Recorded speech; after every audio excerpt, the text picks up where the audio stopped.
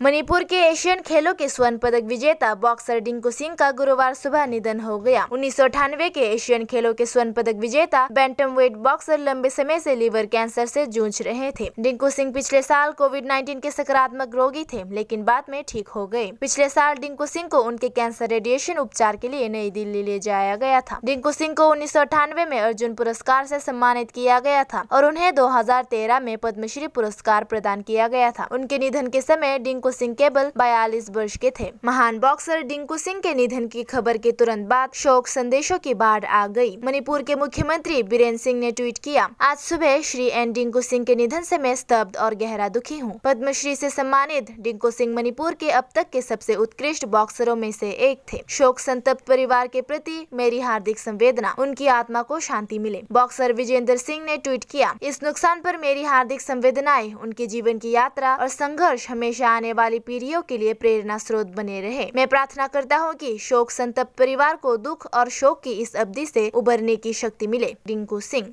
केंद्रीय खेल मंत्री किरेन रिजिजू ने भी ट्वीट किया, श्री डिंकू सिंह के निधन से मुझे गहरा दुख हुआ। भारत के अब तक के सबसे बेहतरीन मुक्केबाजों में से एक। 1998 के बैंकॉक एशियन खेलों में डिंकू सिंह के स्वर्ण पदक ने भारत में बॉक्सिंग चेन रिएक्शन को जन्म दिया। मैं शोक संतप्त परिवार के प्रति अपनी गहरी संवेदना प्रकट करता हूँ। डिंकू सिंह का जन्म 1 जनवरी 1979 को मणिपुर के इम्फाल पूर्वी जिले के सेक्टा गाँव में हुआ था। उन्होंने 1997 में अंतर्राष्ट्रीय मुक्केबाजी के क्षेत्र में पदार्पण किया और बैंकॉक थाईलैंड में आयोजित किंग्स कप 1997 जीता। डिंकू सिंह भारतीय नौसेना में मास्टर चीफ पेटी ऑफिसर के रूप में भी कार्यरत थे।